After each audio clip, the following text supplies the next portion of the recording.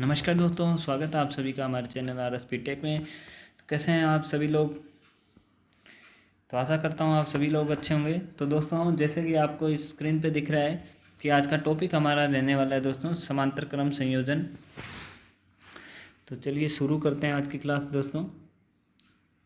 तो सबसे पहले हम हेडिंग डाल लेते हैं, समांतर क्रम संयोजन,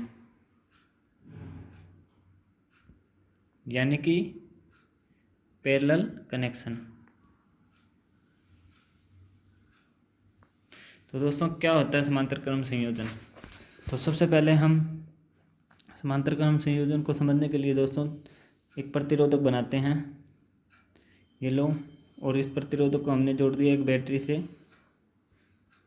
ठीक है दोस्तों, तो आपको दिख रहा होगा। तो इस प्रकार जब भी हम दोस्तों किसी भी घटक को यूं जोड़ देते हैं डायरेक्ट सप्लाई के साथ, तो इस प्रकार का संयोजन क्या कहलाता है दोस्तों? समांतर क्रम संयोजन। अब आपने जो जिस तरीके से समांतर क्रम संयोजन को पढ़ रखा है उस तरीके से भी बता देता हूं मैं। तो उसके लिए हम क्या करते हैं दोस्तों, एक से अधिक प्रतिरोधक हम लेते हैं जिनको हमने यूं बनाया, और इनके जो मान लो इनके ये दोनों तरफ, दोनों को ए सिरे हैं और एक तरफ बी सिरे हैं। तो दोनों ए सिरों को एक साथ जोड़ देना और बी सिरों को एक साथ जोड़ देना, और उसके बाद में अगर इनको सप्लाई के साथ जोड़ दें दोस्तों, तो इस प्रकार का जो संयोजन होता है वो कौन सा होता है दोस्तों? समांतर क्रम संयोजन होता है। यहाँ ये रहेगा R1 और ये रहेगा R2। क्लियर दोस्तों? और ये होगी एक बैटरी जिससे कि हमें सप्लाई वोल्टेज मिलेगी। क्लियर दोस्तों? तो इस प्रकार का संयोजन क्या कहलाता है दोस्तों? समांतर क्रम संयोजन कहलाता है। तो इससे भी ज़्यादा इंपॉर्टेंट बात दोस्तों इसमें क्या है कि इनमें गणना करनी पड़ती है। किसकी? V, I और R की। श्रेणी में समांतर परिपथों में हम बात कर रहे हैं। तो मैंने पहले बता दिया था आपको कौन सा श्रेणी क्रम संयोजन, यानी कि सीरीज कनेक्शन। अब हम बात कर रहे हैं समांतर क्रम संयोजन की।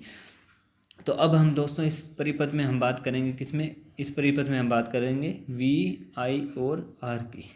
तो चलिए नेक्स्ट पेज पे हम देख लेते हैं किस प्रकार इसमें हमें समझना है चीज़ों को।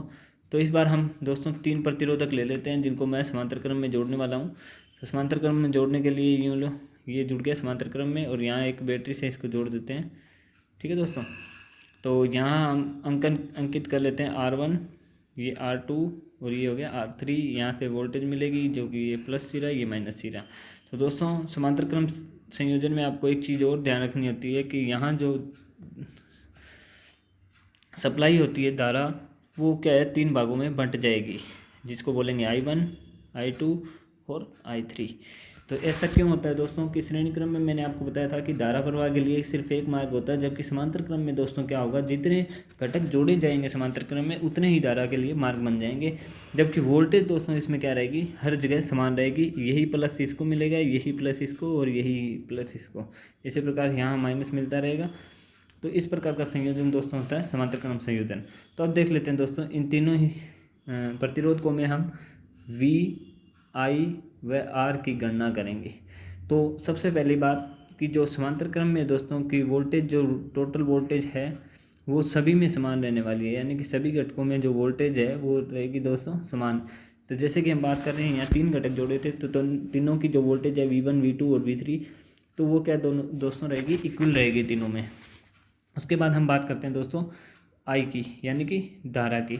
तो दोस्तों जो समांतर क्रम में टोटल धारा होती है वो दोस्तों अलग अलग घटकों की अलग अलग होती है, और इन तीनों को अगर सभी घटकों की अलग वो धारा को हम जोड़ देंगे तो टोटल धारा हमें आ जाएगी। तो ये होगी I1, I2 और I3। ये I1, I2, I3 मैंने इसलिए है दोस्तों, इसलिए लिया है क्योंकि यहाँ हमने 3 ही प्रतिरोधक जोड़े हैं, R1, R2, R3, जिनमें धारा जाएगी I1, I2, I3। क्लियर दोस्तों? इसके अलावा दोस्तों जो टोटल धारा ज्ञात करने का सूत्र होता है IT बराबर V/R, यानी कि ये भी VT यानी कि टोटल वोल्टेज यानी कि स्रोत वोल्टेज, और RT कौन सा हो गया दोस्तों, टोटल रजिस्टेंस हो जाएगा।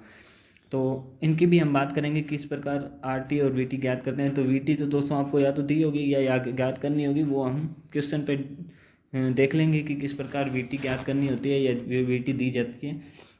उसके बाद हम बात करते हैं दोस्तों कि इसमें प्रतिरोध कैसे ज्ञात करते हैं।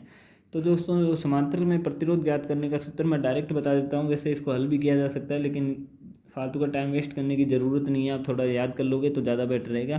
तो समांतर में प्रतिरोध ज्ञात करने के दोस्तों सूत्र होता है 1/RT बराबर होता है 1/R1 plus 1/R2 plus 1/R3, और इसी प्रकार जुड़ते जाएंगे, जितने भी घटक होंगे वो समांतर में इस प्रकार जुड़ते जाएंगे।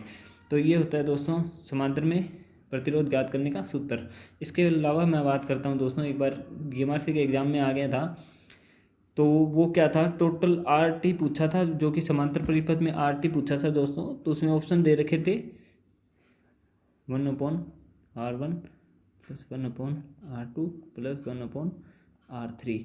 तो इसमें दोस्तों उसने क्या किया था कि जो यहाँ 1/RT बराबर 1/R1 प्लस 1/R2 होता है ना दोस्तों, तो इसको इसने क्या किया, इसके भी बट्टे में 1 लगा दिया और इसको भी बट्टे में डाल दिया। तो ये तो u का u रहेगा, इसने u का u दे दिया था ऑप्शन में, और जो 1/1/RT जो था, तो आपको पता है जो नीचे की संख्या वो ऊपर जाकर मल्टीप्लाई में चली जाती है, तो ये हो गया था RT इंटू 1/1, यानी कि ये हो गया सिर्फ RT।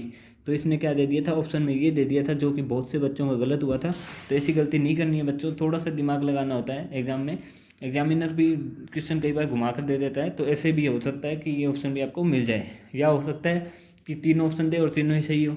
तो इनको ध्यान से करना होता है। 2 ऑप्शन मैंने आपको बता दिया, RT ज्ञात करने का एक तो ये सूत्र होता है, दूसरा होता है दोस्तों ये जो कि क्वेश्चन एग्जाम में आ चुका है DMRC 2016 में। ठीक है दोस्तों, तो इस प्रकार की गलतियां हमें नहीं करनी है और गलतियों से ही हमें सीखना है। ठीक है दोस्तों, तो अब हम बात करते हैं दोस्तों, इसमें हमने बात कर ली थी वोल्टेज, तो वोल्टेज VT बराबर क्या होगी, सब में समान रहेगी। उसके बाद हमने धारा की बात की थी, धारा दोस्तों क्या होगी, अलग अलग घटकों में अलग अलग होगी, प्लस में VT ज्ञात करने का सूत्र होता है दोस्तों, IT ज्ञात करने का सूत्र क्या होता है, IT बराबर VT/RT। क्लियर दोस्तों। इसके बाद हम बात करते हैं क्वेश्चंस की, कि किस प्रकार के क्वेश्चन एग्जाम में आते हैं। तो उसके लिए मैं एक डायग्राम बना देता हूँ सबसे पहले। तो ये एक सर्किट डायग्राम मैंने बना लिया दोस्तों। तो ये मान लो ये नहीं जुड़ा हुआ, इतना ही सर्किट है, और ये दे देता है आपको 5 ओम, ये 10 ओम, और ये दे दिया आपको 20 ओम। तो दोस्तों इसमें आपको ये अगर पूछ लेता है कि इसमें RT ज्ञात करो, RT बराबर क्या होगा, तो RT ज्ञात करने के लिए सबसे पहले तो मैं आपको बता देता हूँ RT कैसे ज्ञात करना आपको दोस्तों। तो सबसे पहले RT 1/RT लेंगे हम, 1/RT बराबर 1/5 हो गया, प्लस 1/10 हो गया, R1 R2 R3 से लिया था ना दोस्तों, तो ये हो गया 1/20। तो अब हम दोस्तों क्या लेते हैं, इसमें हम LCM लेते हैं। तो LCM इसका क्या आता है दोस्तों, LCM की एक ट्रिक बताता हूँ दोस्तों।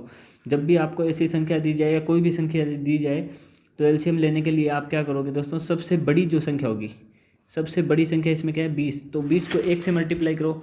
अब 1 से मल्टीप्लाई करना स्टार्ट करिए, या उतनी संख्या से मल्टीप्लाई करना स्टार्ट करिए जिससे कि आपको लगे कि तीनों संख्याएं विभाजित हो जाए। तो सबसे पहले हम बात करते हैं 1 से मल्टीप्लाई करके देखते हैं, 20 इंटू 1 यानी कि 20 आया। अब 20 को हम डिवाइड करते हैं, 5 से डिवाइड हो रहा है, ठीक है हो रहा है। उसके बाद में 10 से डिवाइड करते हैं, हो रहा है तो हो रहा है, और 20 से भी डिवाइड हो रहा है। तो इसका LCM दोस्तों क्या आएगा, इसी प्रकार मैं एक एग्जाम्पल और बताता हूँ, 1/5 1/15 प्लस 1/30। तो अब हम क्या करेंगे, सबसे बड़ी जो संख्या है उसको हम ले लेंगे LCM, यानी कि आपको पता है, ये तो डायरेक्ट देखने में पता है, लग रहा है कि आपको 5 और 15 दोनों डिवाइड हो जाएंगे 30 से, और 30 तो 30 से डिवाइड हो जाएगा, तो इसका कितना आ जाएगा LCM 30 आ जाएगा। इसी प्रकार से इस क्वेश्चन में हमने LCM लिया है दोस्तों कितना 20। तो 5 को 20 से डिवाइड किया तो कितना है 4, प्लस और 20 को 10 से किया 2 आया, और 20 को 20 से किया तो ये 1 आया। तो ये टोटल कितना हो गया दोस्तों, आपका ऊपर का हो गया 7/20, और ये आ गया दोस्तों 1/RT बराबर आपका आ गया 7/20। तो अब आपको RT ज्ञात करना है, तो RT बराबर दोस्तों क्या हो जाएगा पता है आपको, RT दोस्तों हो जाएगा, जैसे कि ये जो 20 है यहाँ मल्टीप्लाई में चला जाएगा, क्रॉस मल्टीप्लाई हो जाएगा, तो ये आ जाएगा दोस्तों 20/7। ठीक है, तो 20/7 को आप डिवाइड करेंगे तो आ जाएगा 2.8 ओम के आसपास आ जाएगा दोस्तों क्या RT। क्लियर दोस्तों। तो ये हो गया इस ऑप्शन का सॉरी इस क्वेश्चन का आंसर हो गया 2.8 ओम के लगभग। अब दोस्तों ये हो सकता है कई बच्चों के कन्फ्यूजन हो गया हो, तो इसके लिए मैं बता देता हूँ। जैसे कि इस क्वेश्चन में आया था 1/RT बराबर आया था 7/20। तो अब आपको पता होना चाहिए दोस्तों कि ये क्रॉस मल्टीप्लाई होता है, जब ये जो यूं क्रॉस मल्टीप्लाई होता है तो जो ये नीचे की संख्या होती है वो ऊपर की तरफ जाती है हमेशा, ये ध्यान रखना है।